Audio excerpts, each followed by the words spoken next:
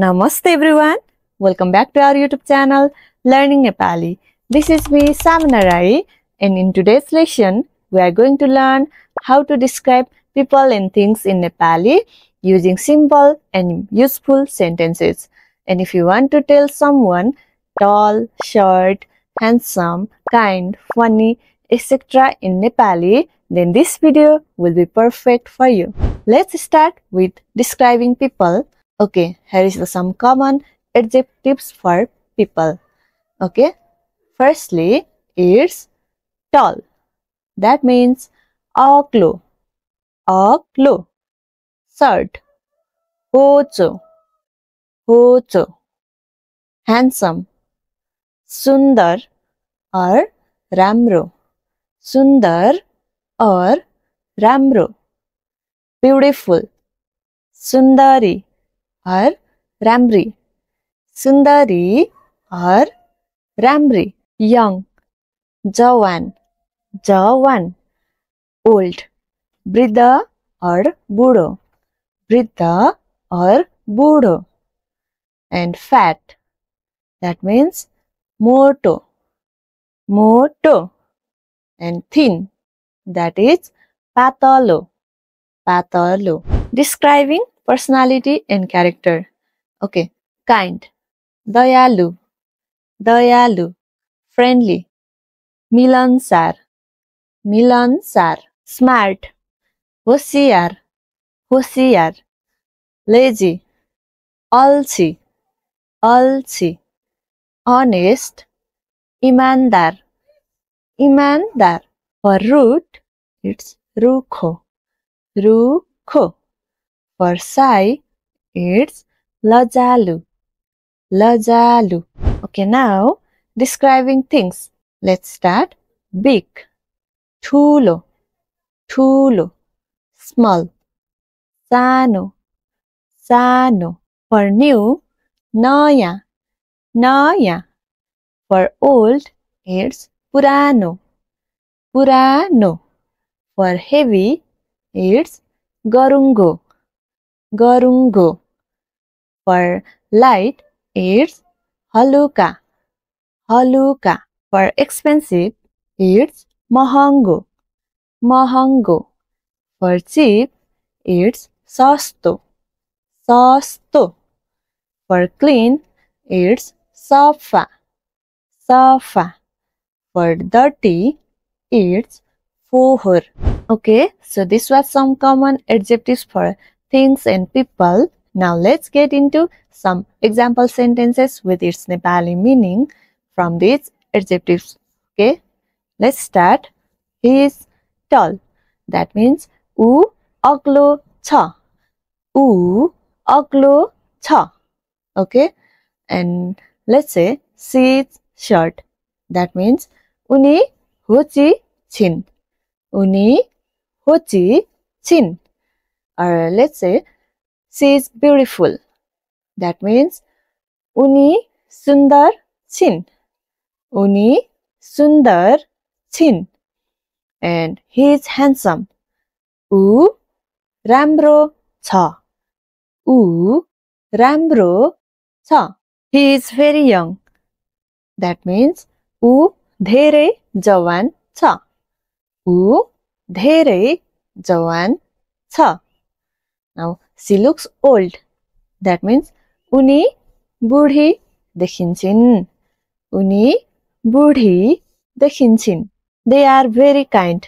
That means उनीहरू धेरै दयालु छन्, उनीहरू धेरै दयालु छन्. My big brother is very lazy.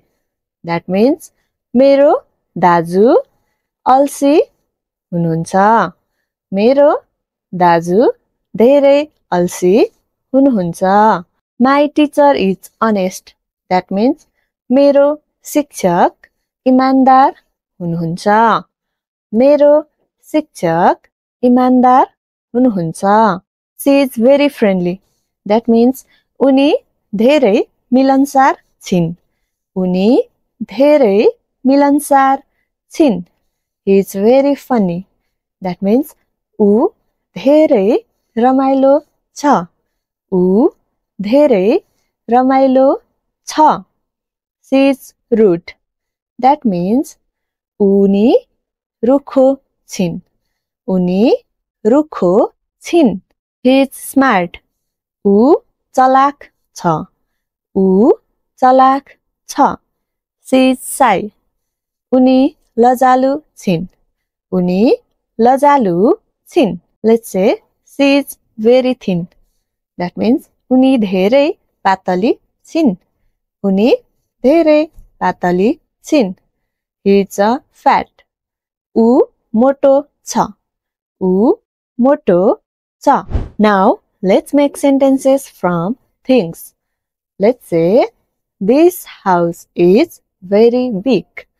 That means यो घर धेरै ठुलो छ.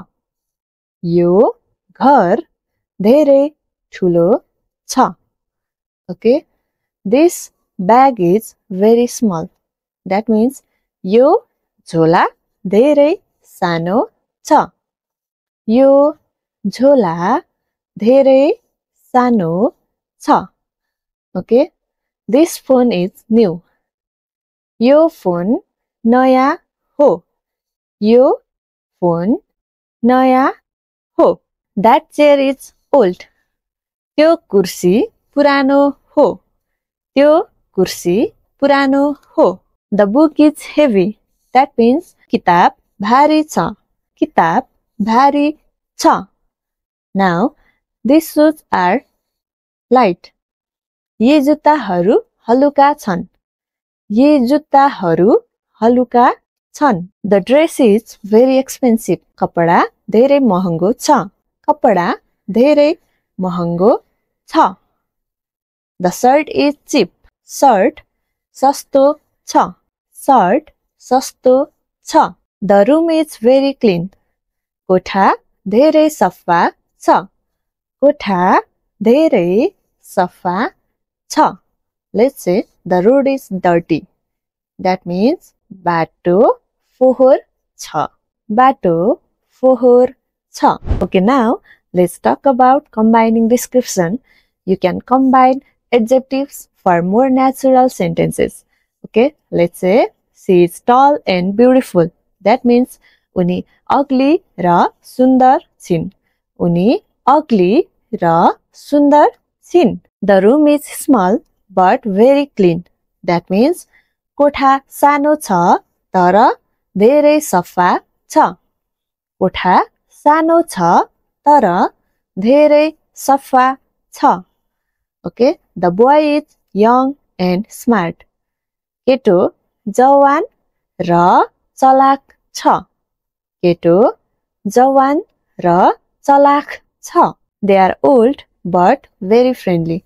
That means उनीहरू बुढो छन् तर धेरै मिलनसार छन्. उनीहरू बुढो छन् तर धेरै मिलनसार छन्.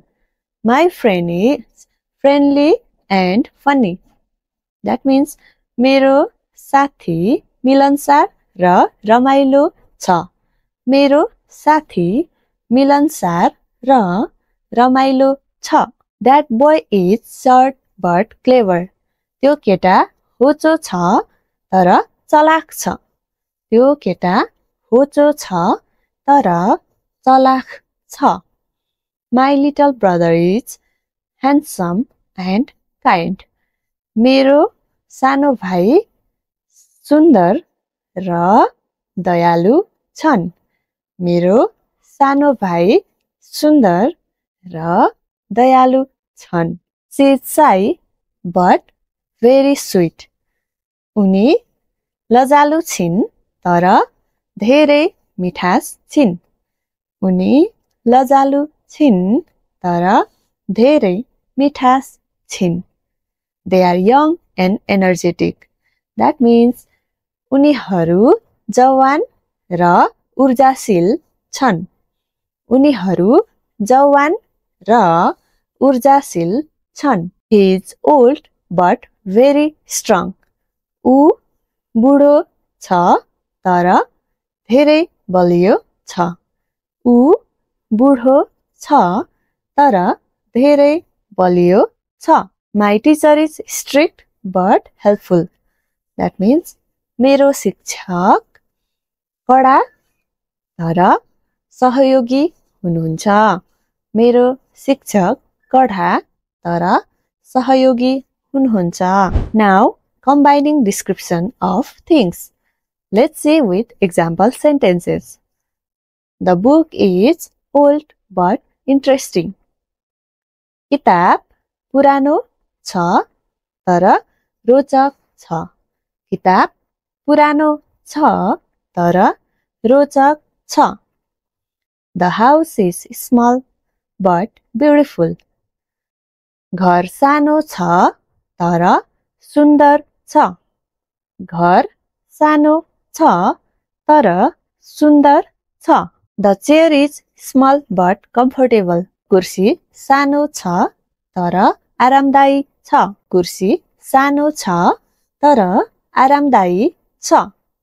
The phone is new and fast. Phone नयाँ र छिटो छ. फोन नयाँ र छिटो छ. The water is cold and clean. पानी चिसो र सफा छ. पानी चिसो र सफा छ. The movie was long but good. चलचित्र लामो थियो तर राम्रो थियो. चलचित्र लामो थियो तर राम्रो थियो. The shirt is red and soft. Shirt रातो र नरम छ. Shirt रातो र नरम छ. This much for today.